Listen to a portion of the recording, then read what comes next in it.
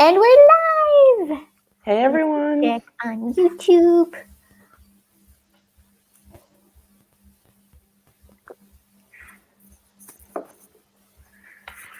Let me see.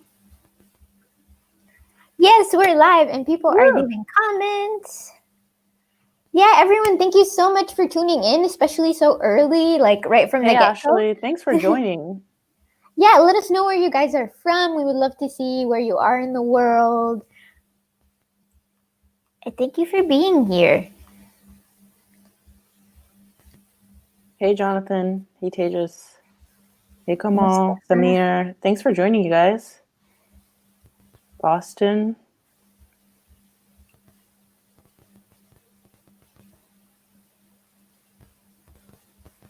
Florida. Orlando. Oh, someone from England. Oh my gosh. Oh, someone from India. You're staying up quite a bit late after midnight for this. That's amazing. Thank you. I always see in the comments people from like Korea or other places around the world like staying up. Oh my. Well, That's they'll be dedication. recorded too, but yeah, we love your guys' support. Thank you. Oh, Jonathan's here. Hey, Jonathan. Hello. That's awesome. But yeah, Anastasia, you're always so vulnerable online about networking and how hard it is for students. So I'm so happy to have you here. And, you know, ever since we had our first webinar on like misconceptions, everyone's just been dying to have you on again because we all love you so much. Well, thank you for having me. Yeah, I'm super excited about our conversation and I'm hoping it helps a lot of people. But for anyone who happens to not know who you are, can you please introduce yourself? Sure. Well, hey everyone, I'm Anastasia. I'm currently a recruiter on the internship programs team at Tesla, but I also actually just recently graduated in December. So just a recent graduate. So a lot of the things I talk about on my LinkedIn and during this session is just coming from, personal experiences and what I've learned through a lot of failures, a lot of challenges, a lot of mistakes. And now being in, more in the recruiting space as an employee, I've actually learned kind of on the flip side, like what do recruiters want to see? I've seen what students respond, how students react. I've been through my own personal experience, but it's really interesting being on the other side. And I'm happy to share those with, everyone so everyone can, improve themselves on those. Amazing. And Anastasia always brings out like so much wisdom. It's incredible. Just to quickly introduce myself, my name is Basant. I'm an incoming DLP associate at LinkedIn and very similar to Anastasia, like recently graduated last year. And I went through the whole shebang myself, like learning from scratch how to network. And it's pretty difficult sometimes. You don't know what to do and how people respond to everything. So really happy to hop on this and like speak about this. And I always say like relationships really make the world kind of like go around. It's how it works. And if you're not developing those relationships, you'll lose out on so many opportunities. So super important to network, build a strong base for yourself. And we're going to explore that today. So how it's going to work is we're going to have a similar layout to last time where we'll have 3 sections. First, we'll speak about recruiters, then hiring managers, and then overall, how can you build a network? And there'll be time for questions in every single section. So super excited about that. But Anastasia, you're always saying about how students are speaking to you and like some common mistakes. And so can we start there? Like what are some misconceptions that you get or some kind of messages that you receive a lot? Yeah, misconceptions when messaging kind of recruiters? Yeah. Got it. I think one misconception is definitely something I did is that I think, I remember writing up messages and like it being an essay. Like, I think that's a really big misconception that you have to write this like huge long essay explaining your whole life story to the recruiter in that first initial message to get kind of their attention. And I think that's something I definitely did, but it's not necessary, right? When I'm seeing that first message, I probably don't have enough time to read everything about your entire life story. Summarize it. I really love when people do bullet points because it's really easy on the eye. It's really easy to understand and process. So it's like 3 bullet points, maybe if you're applying to a job, 3 bullet points that are most relevant to you applying to the job, or 3 bullet points about your personality, or 3 bullet points why we should stay connected. And I think that goes a long way for sure. Yeah. And I think a huge part of the process is just empathy, right? Mm-hmm. Think about it. If, for example, someone as incredible as Anastasia is working at Tesla, so many other people are also messaging her, trying to also try and get like attention, right? So they can get a role or an opportunity. And if you think about it that way, you need to kind of stand out. Other people are also sending the same kind of messages. How can you kind of stand out with those kind of like bullet points? Or I always say that research is your best friend, right? Put in the work and really put in the time to like do initial research. But Anastasia, a lot of people say like, when should I like message recruiters? Is it like all the time? Should I do initial research and find a role first? Like, when should I kind of like send that message?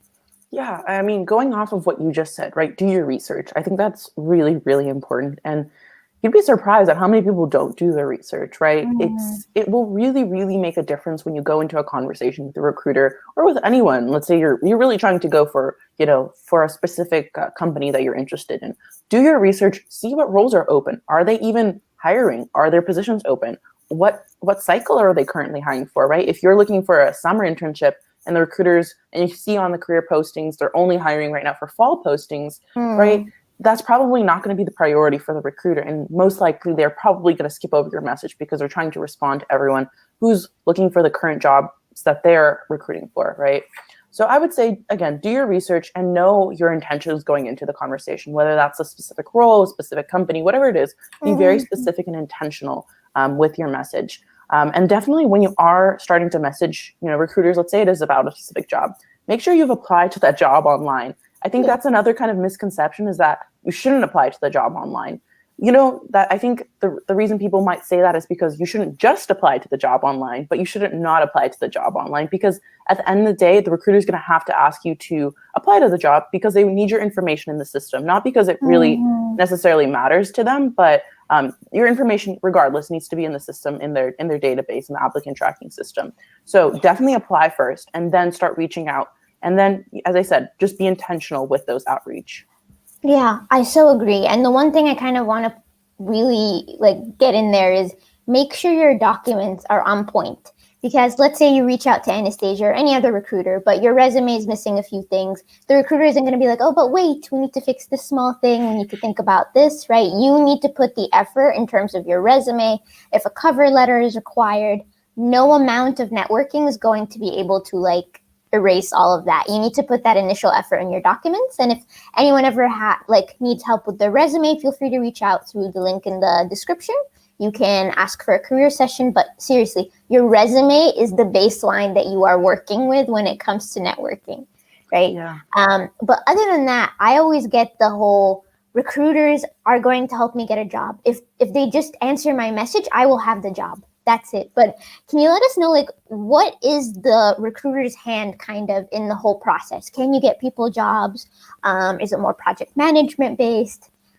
Yeah. Let me jump into that. I think that's something that I really struggled to understand. And I think that's something we don't talk about enough, is like this recruiting world is it's honestly feels so mystical. A lot of times I'm like, how does this process work? Right. And the reason why I feel like it's so difficult to understand is because every company, it's very, very different. The processes are very different and unique to each role, each team, each company. And that's why there's, if you Google like recruiting online, you probably won't find too much information on exactly the process, right? Because it's so unique to each company. A couple different variations of what it looks like, right? The recruiter is someone who will do all the source, if you're doing a full cycle recruiting, which is a recruiter who does everything from sourcing the candidates to leading them through the recruiting process to onboarding them. That's a full cycle recruiter. There's also recruiters who focus on a specific part of recruiting, whether that's just sourcing or just onboarding, right? There's specific recruiters for that at different companies. They focus on different things. So a couple different variations. Usually a recruiter is, let's say you're a full cycle recruiter. You're sourcing for all your candidates. You're the person who is finding the talent that is qualified for that role. You're doing, based on keyword searches, based on the job description, based on what you know of the team, based on your knowledge, what could be a fit, right? You're doing that first scan. Depending again on the company, you could also, as a recruiter, be doing the phone screens, right? To understand, again, is this person qualified? Do they match all the qualifications that could, pass them on to the next round? Are they a human being? Do they have those personality traits that could fit for the team, right? And then they'd pass them on to the hiring manager, who the hiring manager then, takes a look at those resumes, takes a look at those profiles, and makes a decision on which candidates maybe they want to move forward with for a next round, or maybe, I'd say I'll stop it there, but that's kind of where it gets to the hiring manager. So the recruiter is someone you definitely want to make a good first impression on. That there's someone you're gonna go through regardless. Even if you connect with the hiring manager, you're gonna connect with the recruiter at some point. So you definitely want to make a good first impression on the recruiter. So I'd say the recruiter does have a pretty big play into getting your foot in the door. But it all comes down to your qualifications as an individual, right? If you can speak about your story, if you have the passion, if you have the skills that make you qualified, at the end of the day, that's going to transcend you. Absolutely. And I think it's such a big misconception that the recruiter is the only kind of stakeholder that will help me get the initial role, right? But it's also the hiring manager. But I can't agree more. A recruiter is so crucial to the process because they're the person who's preparing you also before and after your interviews. So if you have a good relationship with them and you're really maintaining a strong relationship, almost a friendship, they're going to be more helpful. Of course, they're going to be more willing to help you out and answer questions and so on. So it's so crucial really to have a good relationship. And can you think of any stories or any situations where a candidate really stood out to you from the get-go and you kind of developed that relationship? Yeah, I think candidates that truly stand out in my mind and people that I continue to maintain relationships now are people who are just truly passionate about what they do. They might not even have directly relevant experience to a specific role or whatnot, but within the work that they do, I can truly see passion. I can truly see passion within what they're doing. So for example, there was a candidate who reached out and was looking for a specific role that they were looking for the recruiter and asked me to connect them. And sometimes it becomes a tricky subject for me because I don't know, what recruiters want me to give their name out. I'm someone who actively is on LinkedIn, but some recruiters aren't. But anyways, this candidate had a portfolio that I created that had specific projects based on Tesla, designs and such. And he did a specific project for the company in order to apply and make himself more relevant. And that just transcended my affinity towards him because I could tell how much work he put into that. I know as a student how much time that takes as someone who is balancing both school and work at the same time. It's tough. It's really, really hard. So that's one story. Another story, maybe people who just want to talk to me and just want to form a real, genuine connection that I think we always see on LinkedIn that people recommend. It's just people who, again, have a true passion about either what I do or have a true passion about what they do, and they're able to communicate that, right? They're able to communicate those interests. And for me, I find that really exciting when someone is like, hey, I love this job, right? I love what I'm doing. And you can see on their LinkedIn how much they are actively participating within their community, within that space. And I'm like, I want to be your friend, right? I want to have you in my network. I want to be your connection because you're obviously someone who is passionate about, X, Y, and Z. And I want to, see you grow within that space and see how I can be a provider of resources for you. I love that. And, a lot of students especially always say that's so difficult. I don't know what to speak to recruiters about, but Anastasia actually has the answers on her profile. She has a whole section in her about section that just talks about her interests, talks about her career story, where she's been, all these things. There's so many opportunities for conversation, right? If you have similar interests to the recruiter, if you have similar background or anything really, so many opportunities, right? I agree. But other than that, we can go back to kind of the initial outreach. Were there also cases that stood out to you in terms of initial cold messaging or cold emails, something that really stands out and really caught your attention?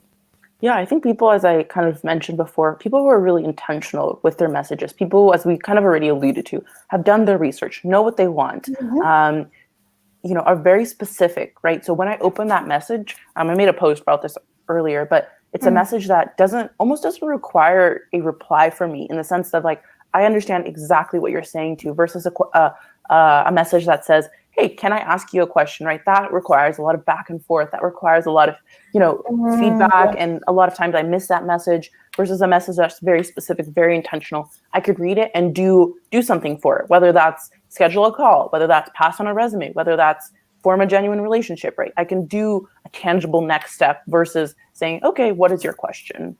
Yeah, the best thing is you can make it easier on the person you are speaking to. If you attach the resume, I always, even when I'm reaching out to someone for a referral, even I attach the job number, because again, if one job has like a lot, like the same name several times, finding the job is already difficult. So really put in the effort to really make the process on the recruiter, whoever is your messaging, super easy. Because if, for example, you message them during like office hours, they'll literally just like tick tick and it's done, right? Mm-hmm. Whatever it is that they were meant to do. So make it easy on the other person and think about it from an empathy standpoint when you send out a message. But what do you think about like long-term relationship building with recruiters? I know that's a bit tricky, but I remember when I was getting rejected from a lot of companies, I kept in touch with my recruiters because they could help me in the future. A lot of people think about rejection kind of like a one-off thing. After that, I can't keep in contact with these people anymore. But I think it's such a missed opportunity, right? Yeah, I think so. I think I haven't seen too many people, to be honest, like actually form long-term relationships because it is hard. Like you said, it is hard. But one thing I will say that now that I'm more in the recruiting space, that I love that when people do is people update me on their lives. Like, they send me an email or send me a message. Maybe, they didn't get the role, they didn't get through the interview, they didn't even get to interview, which is, unfortunate. But I think when people, follow up on that and say, hey, now I've done this project, this is where I am in my life, thanking me, thanking, whatever community they're part of. And I'm able to see that, whether that's, again, as a message or as an email or as a LinkedIn post. I love when people stay updated on whatever they're doing. And that's, again, how I can sense passion and drive for whatever they're doing, because they're able to communicate that. They're telling their story. They're sharing it with us. And I think that tells a lot. It is. And I think for recruiters, it's such a nice feeling when, for example, someone says, thank you, really inspired me to keep going into tech. I did that with a Facebook recruiter that I was in contact with. I didn't get the job, but I took the time to genuinely tell her how much of a great experience this was, how much she impacted my own life. And through that, we've been able to keep in touch for like more than a year now. Wow. And if ever I need help or kind of like a foot in the door, it's not an awkward conversation because we've kept in touch, right? That's why long-term relation building is so important. And like Anastasia said, a lot of people don't actually do it. So when you do it, you'll really be kept in mind for future opportunities. And it's amazing when you don't need to reach out constantly. They just have you in mind, exactly. Right? I will say one thing. One example I just had the other day that really comes to mind was a candidate who I passed along their resume just because I thought they were qualified for a role, but really never had a real conversation with, in the sense of, we had our back and forth, but we didn't have time to form a connection. And I wasn't even actually the recruiter that they were working with, but they ended up not being able to get the role. But they actually sent me an email later on just saying, thank you for, passing on my resume. Thank you for, believing in me and seeing me forward. And that's someone, I think that come the second time or come the third time when they're interested in applying, I already have an affinity for them. I already remember top of mind that this is the person who took the time to write this and, say these kind of things, which they really don't. You really don't have to. There's no requirement to do that. And if he didn't, I wouldn't think any less of him, right? Or her. But I think that just made an impact. And already that I'm talking about this individual on this call probably means that it really made an impact in my mind. Absolutely. Thank you goes a long way, and you'd be surprised how little people actually do it. So it's so important to take the time to thank person for their time, their efforts toward like your recruitment process in general. A lot of people always tell me, but it's their job. But at the end of the day, you can take the time to really show appreciation for the person and take that. But we have time for a few questions on recruiting and all of that. Let's see what everyone's saying in the comments. I love reading the comments. Question. It's so fun, right? Sometimes stating your question in the initial message seems too forward. How would you go about being direct and not wasting time, but also not coming off as pushy? I know this is always tricky. Yeah, it is always tricky. I think when you're going about that first initial message, I don't think, to be honest, like when I read messages that define someone's passion and define someone's true goals and define someone's true interests, like I never assume that that's pushy or assume that that's Mm, too forward, because I'd rather you be messaging me super concisely and direct and tell me that this is your dream, this is what you want, tell me what you want because I can help you with that, versus when you're super vague and super kind of general. I don't really know how to help you, right? And in the moment, I do want to help you. And when I'm opening up your message, be super concise and direct what I can do for you, because I think that will, be able to, that will be, sorry, I'm getting lost in my words. That will allow me to help you in that indirect moment versus it kind of being a long-standing ask or request. I really agree with that. Sometimes I'll get messages and I genuinely don't know what they're exactly asking for. They'll be like, I really need to hop on a conversation. I'll be like, I don't understand why. To be honest, just to be completely honest, it's so important to be direct and also do your research. Like we said, take time to look things up and be concise, please. It'll be easy, much more easier on everyone, right? Yeah, I would say don't worry about being too forward, because if you know what you want, that's never too forward, because you're just going for your dreams. You're going for what you want. Don't worry about it being too forward or too pushy.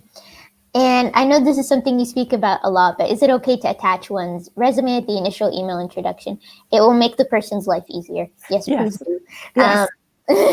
Should I attach it to my LinkedIn? This is, for some reason, very like, a lot of people always say different things about this. I personally wouldn't put my resume on my profile. Yeah. What do you think about that, Anastasia? I've done it before. I used to have my resume on my profile, but I've recently taken it down. But I will say there are certain candidates that I've tried to reach out to before that are missing a lot of things on their profile. Like, for example, to be qualified for an internship, you need to currently still be in school at most companies. And a lot of times, if you look at people's education at the bottom of their profile, it just doesn't say anything. It just says the school. And I'm like, great, I don't know whether this candidate is qualified or not. So when they do have their resume, at least that way I can at least really quickly scan that. I'm like, okay, cool, this person is still in school, because usually people do put it on their resume. So I'd say if your profile is updated, you really probably don't need it, because your resume, your LinkedIn profile is almost an attachment and copy and expansion of your resume. But if your resume is a little bit more outdated, maybe you don't have time to update it, maybe then you want to include your resume.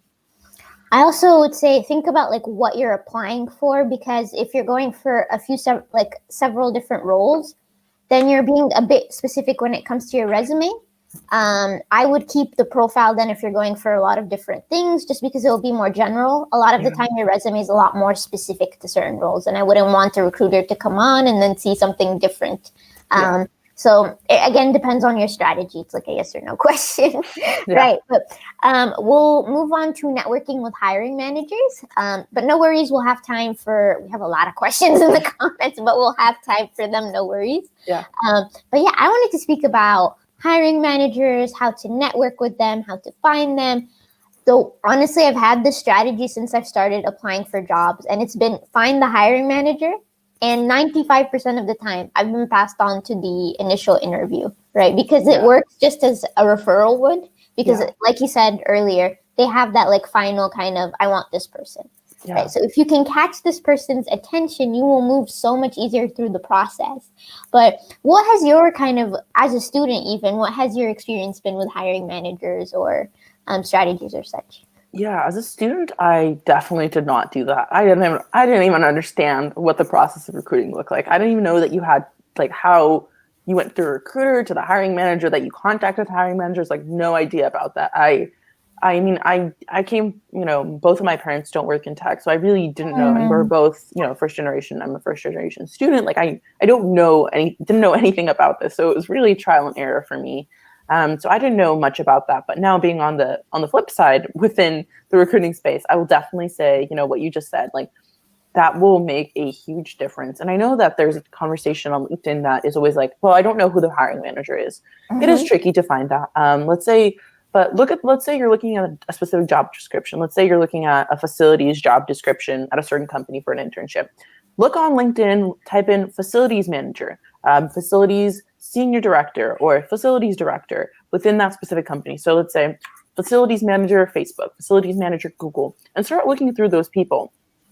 look at maybe their connections. Look if they're connected to certain recruiters.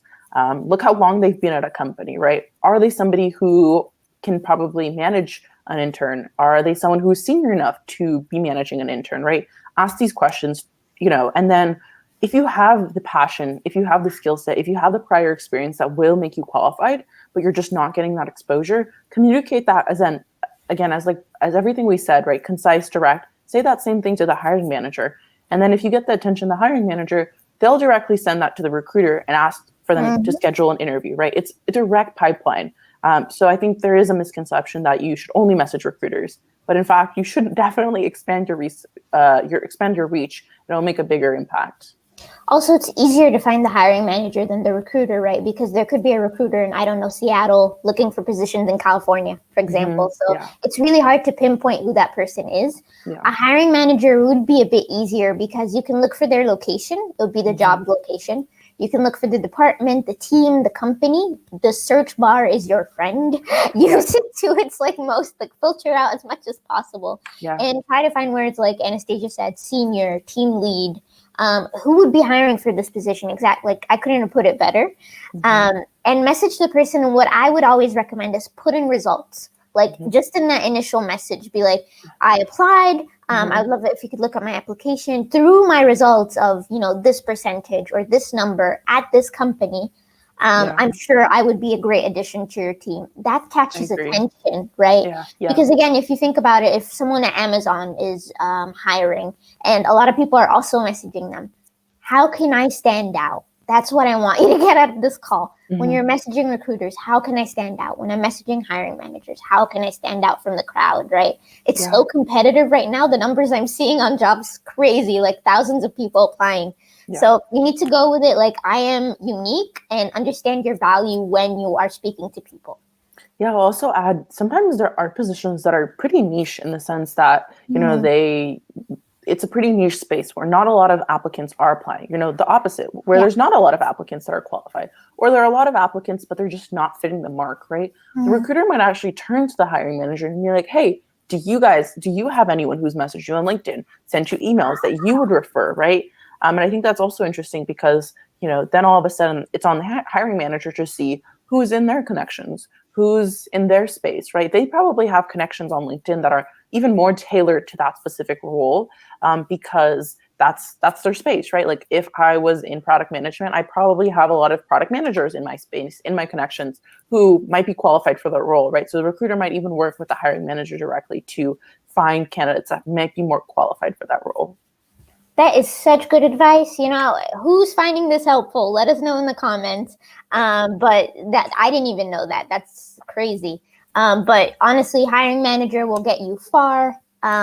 Were you ever kind of worried when you were speaking to people, or kind of nervous also when you were networking with hiring managers or recruiters or so? Oh, all the time. I mean, all the time, right? I think I made a post about this the other day about titles and, having this imposter syndrome, and still I continuously still have that. I think that's something that I appreciate that more and more people are coming out and saying this, right? Because that also helps, individuals, because I always thought I was alone. Why am I feeling this anxiety? Why do I feel so, I feel like I'm a bother. I feel like I can't ask questions. But in reality, we all feel that. People with titles feel that. People who are VPs, CEOs, directors feel the same way. So definitely, I've been in the same boat. And just because I think I was talking to someone the other day, and it was really an interesting conversation because, I think there's this assumption that recruiters are people who have mastered the recruiting process. But I mean, I'm going to go at some point in my life, I'm going to go and re-recruit for maybe another position, for a promotion, whatever that looks like, that, I'm going to have to go through the recruiting process myself. And that doesn't mean I'm an expert, right? That doesn't mean I am an expert in the space. Recruiting is always expanding. Recruiting is always growing, and there's always new skills to be taught.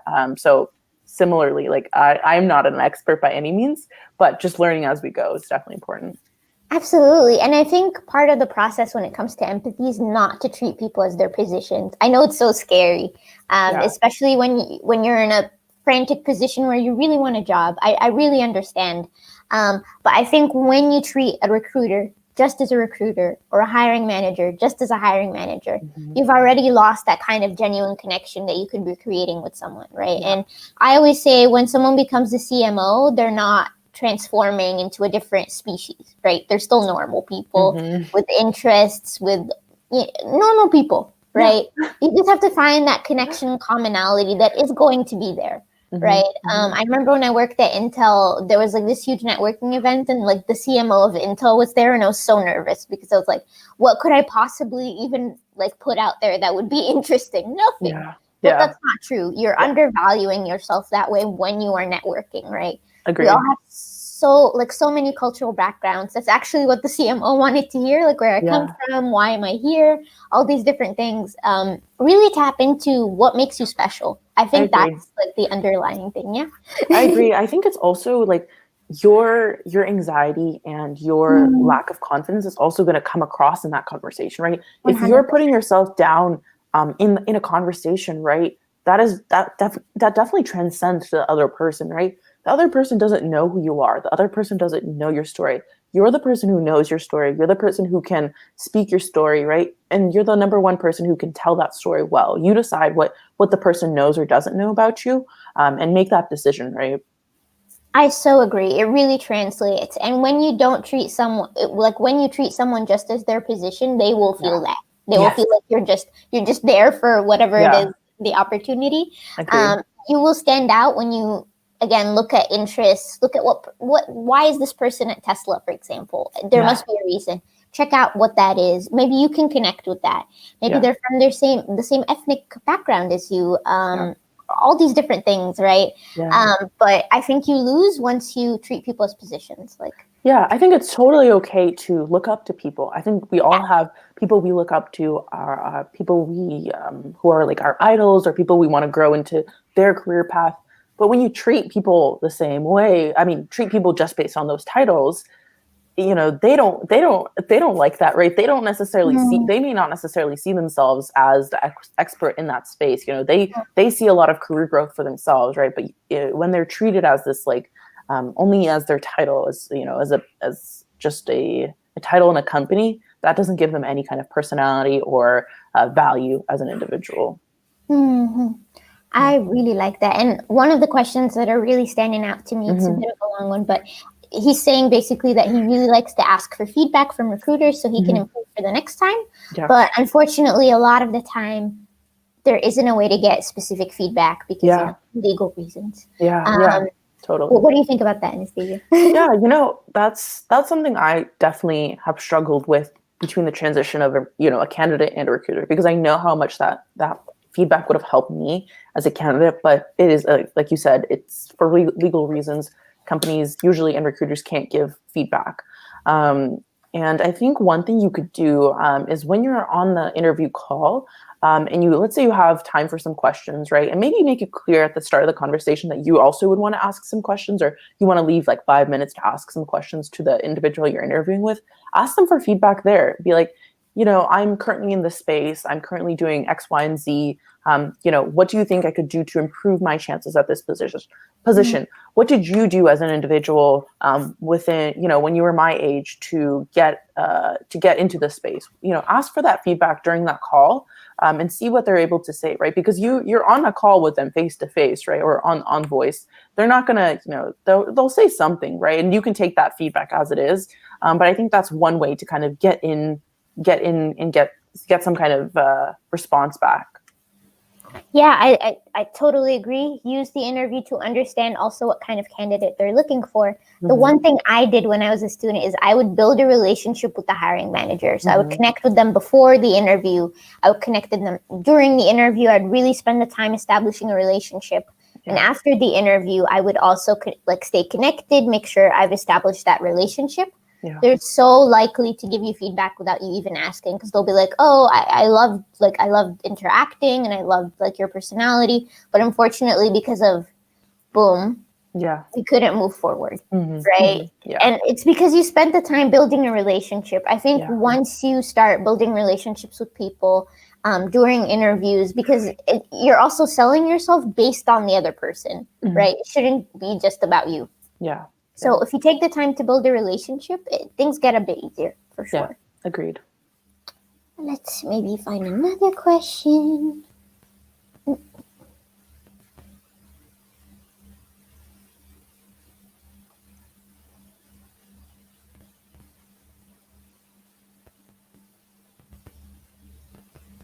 There's so many. Yeah, right? I was like, well, I'm glad everyone's trying to get as much value as possible. Amazing. Yeah. But how do you reach out to recruiters, not for a current opening, but just to build a connection for maybe a future opportunity? Yeah, I think that's a good question, and that's definitely the conversations that I love having, right? People who, again, kind of like I said, who are just passionate about what they do. I love connecting with people who, there's one person who comes to mind that I don't know if they want me to shout them out, but I will just, talk about them generally. They post content that they love to do. It has nothing to do with their job. It has nothing to do with what they're currently doing or studying in school, but it's a subject matter that they love, right? And I see them doing that through videos. I see that doing that through content, through interviews, through panels. And I love that that's maybe not something they do on a day-to-day. That's not something maybe they want to pursue professionally, but I can see how much love and joy they have for that, and how much time and effort they put into that. So for me, even if I'm not, like, for example, if it's about, I don't know, gaming, right? It's not something I love or am passionate about or know enough about, but I would want to just get on that call just to learn about a subject matter from someone who's just,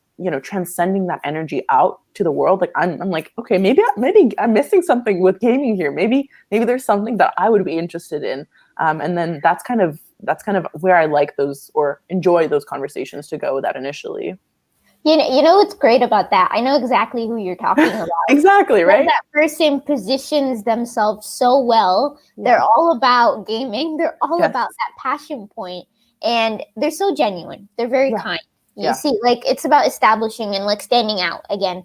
And, I know when it comes to job searching, we're always so, like, I need a job right now, that you're forgetting that you have so much to offer, that the person you're speaking to has also a lot of interests, right? But I love that. Yeah. See, they're doing a good job.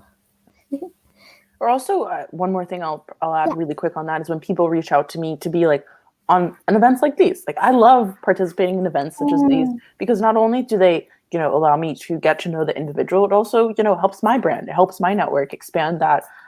It helps me grow my network and allows me to provide resources for my connections on a larger scale, right? So I wouldn't be able to talk to this many people on a post probably, but on a call like this, I can talk to all of you guys really, really genuinely and closely. So, if you want to form that connection and you have an event coming up, or you have something that person might be interested in participating in, or you'd love to get their advice on, ask them. I had people ask me to give them advice on their projects. Like, someone was building an app and they're like, hey, Anastasia, would you be interested in giving us a design review or like a user experience review? I was like, sure. Like, first of all, I'm just curious about your app. It was in the recruiting space. I was like, why not? And that was just curiosity of mine, and they sparked my interest. And I was like, let's try it out, right? So, yeah, just another example. Yeah, that's awesome. And sometimes you just don't click with the person. For example, Anastasia loves apps. The other recruiter that you're speaking to doesn't like apps. That's not interesting for them. And that's okay. I don't there's this expectation in networking that you need to get along with everybody, like establish a connection with everybody. But if you look at that in a normal setting, you can't be friends with everybody. You're not going to click with everybody. Yeah. So think about it this way. It's okay if, you're not clicking with someone, you just try again with someone else. Yeah. And it's a process of learning, right? Agreed. It's all a process of learning. But we're finally at our last section, which is growing your network and gaining opportunities from that. I'm seeing like everyone loves Anastasia's advice, which is amazing. If you find the webinar super helpful, because I'm seeing comments of that, make sure you comment, like leave a post on LinkedIn with everything you've learned, just so other people can learn, and also you can kickstart content, right? Agreed. But growing your network, again, super weird, super scary sometimes and all, but it's all about reaching out to professionals. And what I always like to think is it's about creating a win-win situation. Mm-hmm. So a lot of the time when you're a student and you're reaching out to a professional, they're super busy. They need to look at your message and think, oh, I need to connect to this person. It's kind of about like finding out how you can help that person. And, it could be as simple as if you perhaps create content or you put out resources. You can say, oh, like I really like what you're doing on LinkedIn, for example. I also create resources for this space. I would love it if we could connect. See, you didn't ask a question of like, get me a job, please. They won't answer that, unfortunately, or anything. You're taking the time to give value first and establish a relationship. And I know Anastasia is like super passionate about this as well. Yeah, I love, if you look at my title, I'm, kind of a career change that I want to do in some amount of time is into product management. Yeah. And, I'm not asking for people to help me in that space. It's a journey that I'm making, but I love when people message me and they're like, hey, Anastasia, I saw that on your profile. Here's some resources that help me get into this space. I'm like, wow, that is so kind of you to go message me and to help me in my career and help me, transition into a space that I'm on this journey to take, right? Like, I think that means a lot to me, and that's someone I am really grateful for to go out of their way and do that for me. Yeah, and again, it's because they took the time to do the research, so they were able to establish their relationship. I know I've said this like 10 times, I think, already at the webinar, but it's so important. I It's agree. so important to take the time. I agree. I will say one thing. Oh, sorry to cut you off. Go No ahead. worries. No, Okay, I no. was just gonna say, I think there's this, people ask me like, oh, Anastasia, when did you start posting, or when did this, when did you become more of an active user? And to be honest, like for probably like 5 or 6 years, I really didn't really use LinkedIn for what it's meant to be, or what the potential has for it to be, right? For 5 or 6 years, I was just adding people. And that's how I grew my connection. Every internship I went to, every networking event, every class I went to, I was adding all my classmates, all my peers, or my coworkers, right? Between interactions we had, right? And I was growing my network basis, not really even realizing it, right? But when I did start to post, those are the people who initially supported me. Those are the people who messaged me and texted me and were saying, hey, Anastasia, like, awesome post, like, right? Those are the people in your initial group who are going to recognize that and going to push you and drive you up and motivate you. So I would say, as you're going through life and as you're going through your career, add those people on LinkedIn. I think that's something we, definitely forget. I know people who, go through their entire internship and they're like, oh my goodness, I forgot to add any of these people, right? As you're going through life, add these people on and grow them into your connect work. I added connections and network into your network. But such good advice for sure. I did that through my internships as well. And then though it wasn't like a big network, but it was a really good foundation for me to start work with.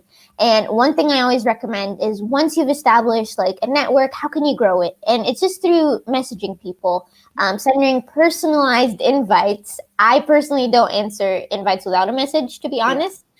So I would take the time, take a message, build it, and like send it to people. And I would put maybe like a goal, like every day you maybe send out 2 messages to people to kind of grow your network. And I would do it very intentionally, right? So I see a lot of job seekers, they'll go into these posts where you comment so you can connect with other people. If that's what you want to do, sure. But I would recommend spending the time intentionally. Connect with people in your field, connect with people in the companies you want to work at. And just build a connection with people. And I'd say like find the commonality, right? Make sure you're finding what like helps, like connects you too. And one thing I did when I was applying to LinkedIn was I connected with people from my same ethnic background. And that goes back to my whole win-win situation. People from my background will want to help me because when I get into the company, right, we're both winning from a representation standpoint. And that's what I want you to think about. Like, how can I make a win-win situation? Are we from the same university? Do we have similar interests? Is there a way to kind of like maybe this person is a huge feminist and they have like an organization working on that. And I'm also very passionate about that. That's what's going to connect you both. And that's how you establish that kind of like win-win situation. Agreed. Changing. What else did we want to talk about? Hashtag connect work. We love you guys. Oh my. Yeah, and long-term network building is so essential, to be honest. It's more important than you can add as many people as possible. But if you're not taking the time to connect with them long-term, it won't take you anywhere, honestly. Yeah, I agree. Something I definitely struggle with is, when you're balancing 10,000 things at once, school, work, internships, personal life, social life, all that at once, how do you keep on track of, every month connecting with someone? every couple months, updating people on your life. It's really hard, make a tracker for yourself, if that's what it takes, make a tracker for yourself and remind yourself every couple weeks, I'm going to make a post about this. Every couple weeks, I'm going to reach out to X, Y, and Z people just to keep them updated on my life, because even if that person, doesn't respond to you, they're going to read it at some point and going to see what you're up to. They're going to see your posts one way or another. They're going to see that pop up on their feed. And that's what makes a difference in the long term, for sure. Absolutely. I actually got rejected from LinkedIn initially, but I kept I maintained the network that I had built for LinkedIn for an entire year. And from there, I was able to kind of reach out to my network when I needed, because the job just popped up one day. I didn't even kind of expect it, but because I kept it long term and I was keeping in touch with my own community, asking for a referral wasn't awkward. It wasn't weird. We're friends already.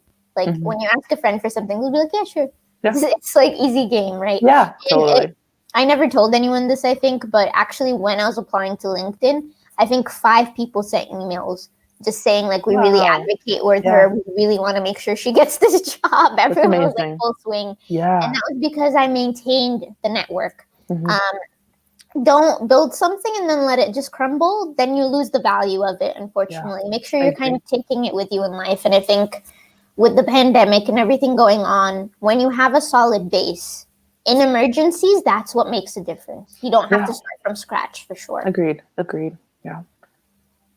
Great. Did I miss anything? One thing I think we maybe not talked about that I wanted to add was when you're networking, and let's say you're looking for let's take this back to getting a specific job, right? You're looking out doing outreach.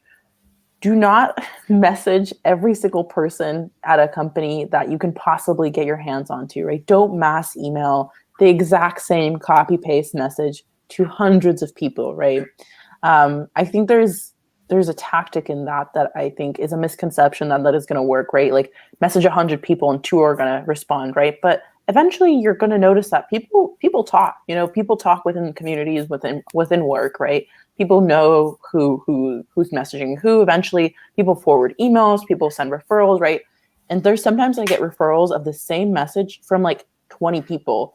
And, and I'm like, it doesn't not validate you as a candidate. If you're qualified, you're qualified, but it's the same message, right? It's clearly showing that this person, and sometimes when you copy paste it too, it has that weird background, that copy paste gray background behind it. It's clear that this is super general. It's clear that the person didn't take any time to do any research about that individual. They just found some kind of email, found those people's emails or found the combination of emails that company uses and just sent them out. And that it doesn't add any kind of personal value to you. It doesn't add any personal touch. And a lot of times it's honestly kind of annoying, to be honest, from a company's perspective, right? When we're getting 20, 30 emails from the same person, that clearly just shows you mass emailed. So definitely something I would, take a second to think about when you're doing, right? If that's your intention and that's your tactic, go for it. I'm not going to, tell you not to do that, but just be careful what it looks like and imagine what that looks like. Imagine if someone, all of a sudden all of your friend group got the same email, right? I remember when if any of you guys are on Handshake, sometimes those you get messages from the recruiters on there who clearly have just sent that message to every single applicant that is in their filter system that applies, but it doesn't add any value to that specific internship that you've done in the past. It doesn't add to any of your past experiences. On my Handshake, it says I've graduated, but people are telling me about internships that I'm clearly not qualified for, right? Those are messages that are really general and are just sent to everyone on that platform. So think about if you got all of those messages, right, as a candidate, messages that are clearly you're not qualified for or whatnot. How would you feel, right? There's no personal touch. There's no, that recruiter didn't do any research into you. Think about how you would feel in that position, essentially. The way to stand out is to craft something different. Yeah. That's always that's what I want to hammer in there. I remember the people who took the time to be genuine, to be thankful, to talk about their interests, like Anastasia said earlier. It's so important. Yeah. So important.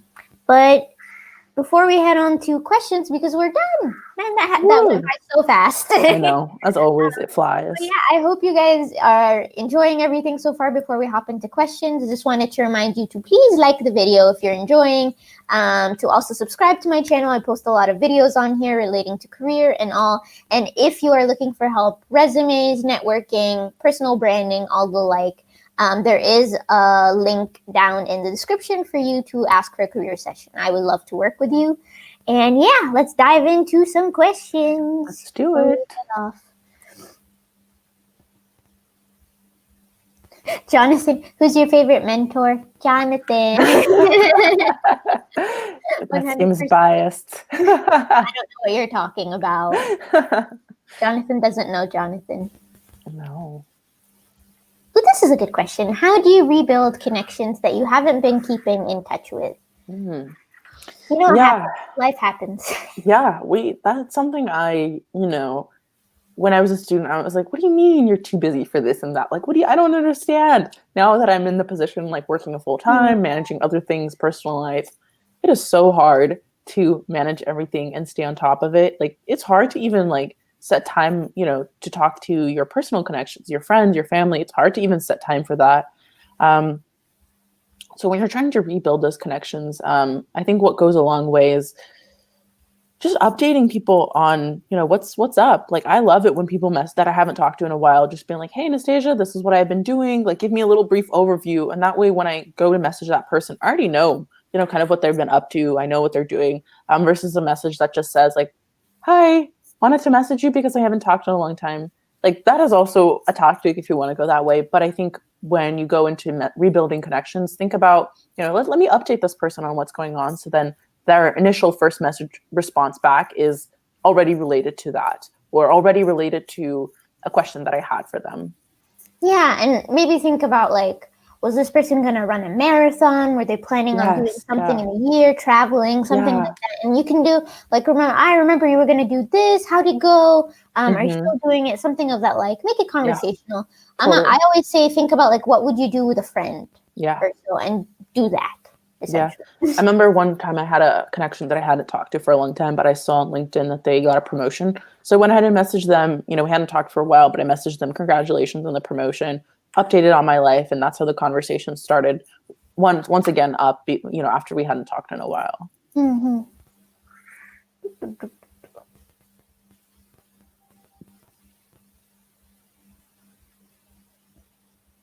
Ooh.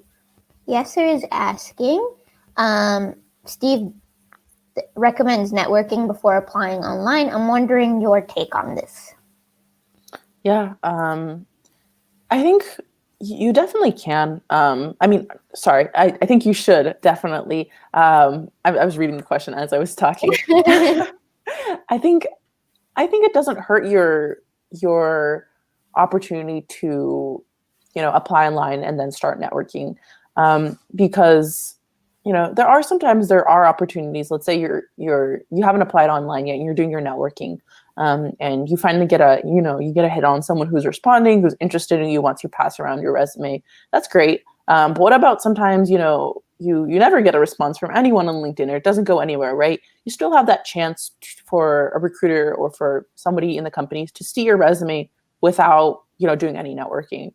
When I was a student, as I said, like, I really didn't do much networking. I didn't really know about the space. I didn't really know the value. I didn't know how to go about it. So honestly, most of my opportunities that I've gotten up until now was through just applying online, and I know that is like a small percentage of cases, but I just applied online, kept my resume and documents updated with everything I was doing.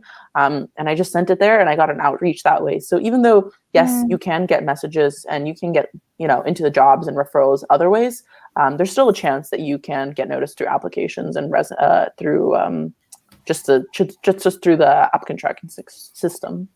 Applicant tracking system. I totally agree. What I did when I was searching is I just did everything. Yes. I applied before, I was networking before I applied. I was networking after I applied, like we said, hiring managers, recruiters. I was crafting the perfect resume, making sure my interviews were perfect.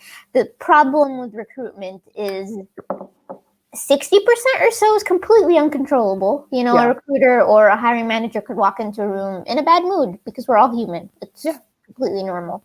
You need to make sure the 40% is 100% optimized to make the most and make sure that you land opportunities, right? So I always say, do everything. Just everything.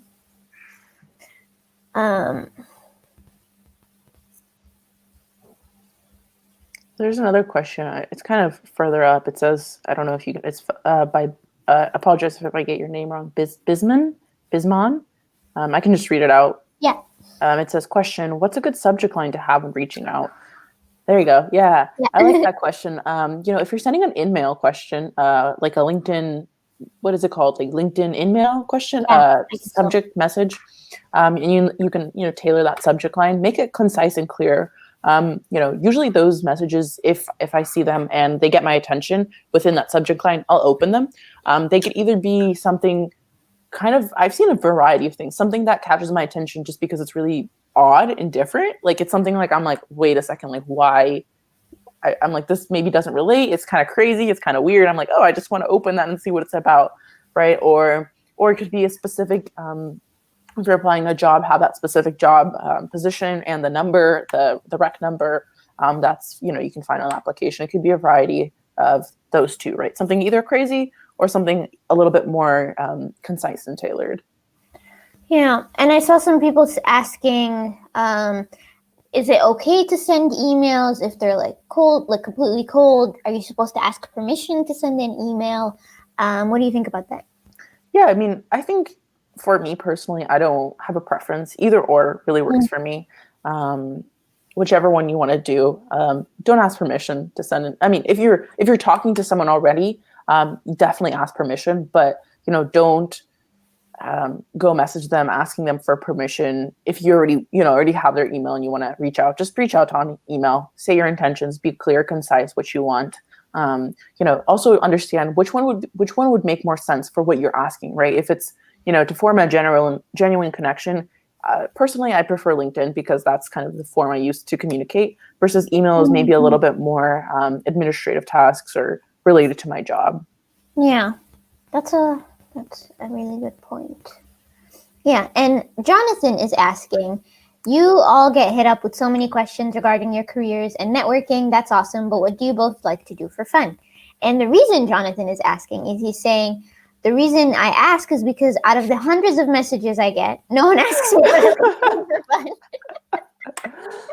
And unfortunately, it's true. A lot of the time, everyone's so strict to I need a job that they forget that they're speaking to a person, which goes back to what we said in this whole webinar is we are not positions. We are humans with interests and really interesting lives. Yeah. What do you like to do? Oh, okay. I'll put me on the spot.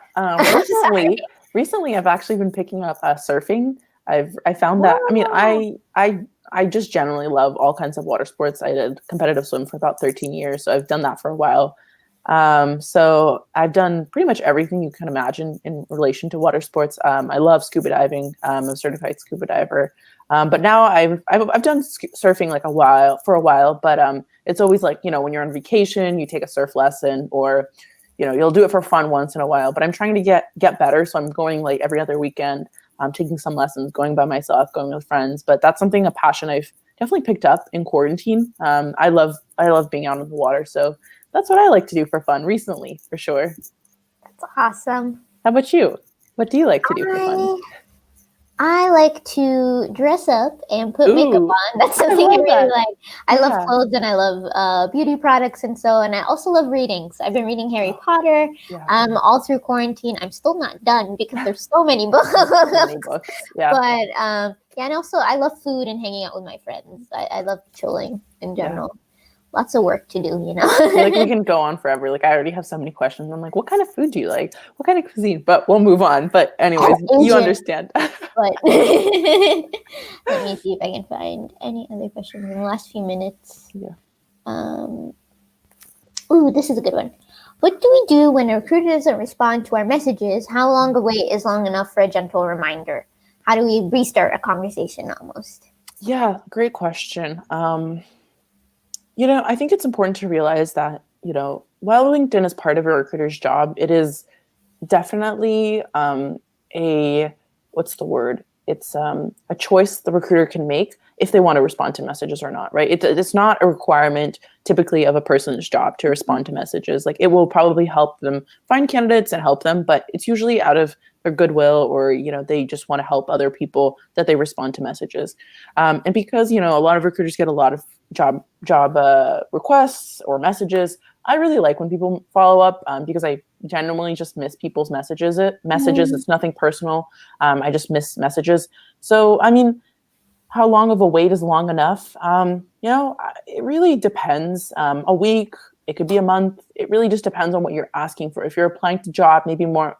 If you're applying to a job and feel like you are a candidate that could be qualified for X, Y, and Z reasons, maybe it's a more sooner follow up. If you're want that person to see if they would be interested in participating in your event, maybe again that's a more sooner follow up. If it's something more of a general question and you don't follow up, maybe it's more of a long-term conversation you could follow up later on. I will say also, if a recruiter doesn't follow up, it doesn't respond to your message ever, don't take that personally. It doesn't mean anything about you, your qualifications, who you are as an individual. Genuinely, they probably either aren't active on LinkedIn, or have other priorities, or just get swamped with other messages. So move on to the next person. Yeah, but sometimes they're not the recruiter and they forget to reply. I always say you'll get only 10% of whatever it is that you're going to be doing in terms of cold outreach. Exactly. Whether it's a business or recruitment or really anything, you'll only get 10%. So don't focus on the people who don't answer. It's life right now is kind of weird anyways. So it's tough right now for everybody, right? Even if they're a recruiter. Yeah, agreed. Just to keep that in mind. Let me see. Maybe we'll answer one more question, and then everyone's talking about food and travel, and I love that. Lost. How do I make my LinkedIn profile more noticeable to recruiters? Any tips?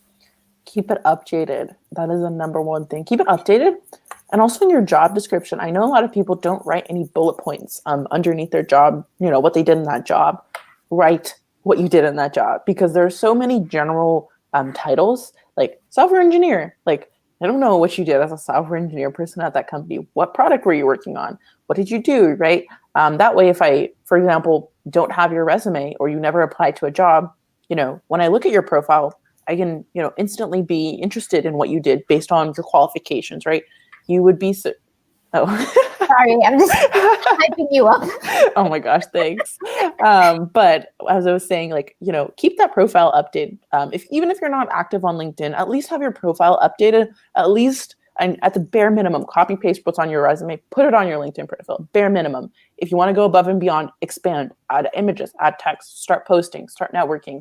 But at the bare minimum, if recruiters are doing LinkedIn searches for candidates, at the bare minimum, they'll find your profile based on that, even if you didn't apply. I recently just hired a candidate, never applied to the job. I just found her on LinkedIn because of her roles and her updated profile. And she's coming to work in the fall. So it's come full circle. So I will definitely say it is an advantage. Congrats to her. That's amazing. Yeah. But make sure your skills section, the one at the bottom, it's when you can kind of like enter what skills you have. Make sure that is updated, because I personally don't have it updated, to be quite frank with everyone, from like, I don't know, university. Because also if you're switching fields, for example, if you got interested in social media but now you do sales, which is my specific kind of thing, unfortunately I don't have my skills kind of like updated, and that's how recruiters actually also find you, from those specific keywords. So make sure everything's updated. Think about like your strategy, also like what goal do you have in terms of what job you want, and like craft your resume also based on that, and add a lot of media. It's fun. Like, it is. I agree. Yeah, but that's that. Unfortunately, the webinar has ended. Anastasia, do you have like finishing notes for everybody? Yeah, I mean, just remember that there's no algorithm for most things in recruiting. What works for one person may not work for another person. So just keep that in mind. There's a variety of different options and processes that you can go through. If one way doesn't work, try something else. And then also just treat people the same way you want to be treated, right? I think that's really important. Something we forget on social media. It's easy to, have someone not respond to you and just be upset or angry at them. But put yourself in their position, right? Like, how many messages do you have that you don't respond to? Same way, right? Why, while this person maybe didn't message you back. Just think about it that way and be mindful and treat people the same way you want to be treated, and it'll always come full circle back to you. I always say be very empathetic as well. Also, if you're speaking to a recruiter, you need to keep in mind that unfortunately, a lot of them are being laid off. Yeah. So I would also do research in terms of the company and what is happening. So I have a lot of people reaching out to LinkedIn employees, and unfortunately, we had a huge layoff case last week. People are losing their jobs left and right. Yeah. It's a touchy topic, and I know it doesn't reflect you. I know your intentions are very good, of course, but you need to know that the world is in a weird state right now, and be empathetic and put yourself in other people's shoes. But with that note, I really want to make sure that you are all staying positive. I know it's such a tough time right now, but I'm so happy that you guys are taking the time to bring in a value, to learn, to create relationships and grow your network. The important bit is not your circumstances, it's how you're evolving and doing your best. And I'm happy to see that our community is always doing their best. I'm always so proud of everybody, and just keep pushing through. We'll get through this. 100%. We'll get through this, right? One way or another, for sure. One way or another. I hope this year, honestly. I know. Okay. Well, thanks again for everyone for joining on. Thanks for inviting me. Seriously, it's such a pleasure. I'm sure we'll do part 3 at some point in time down the year. Sure, because everyone loves Anastasia for good reason. Always a lot of value. And, when we did the first webinar, everyone was just going wild. Everyone was like, part 2. That's where the invite came, because we all adore you, especially me. Thank you. But thank you so much for always taking the time to help job seekers. I think a lot of recruiters can take a lot from your book for sure. But super thankful, and wishing everyone the best. Again, make sure to leave a LinkedIn post about the webinar and check out the description if you need a career session. But other than that, everyone have a great morning, evening, and afternoon. Bye, everyone. Bye, everybody.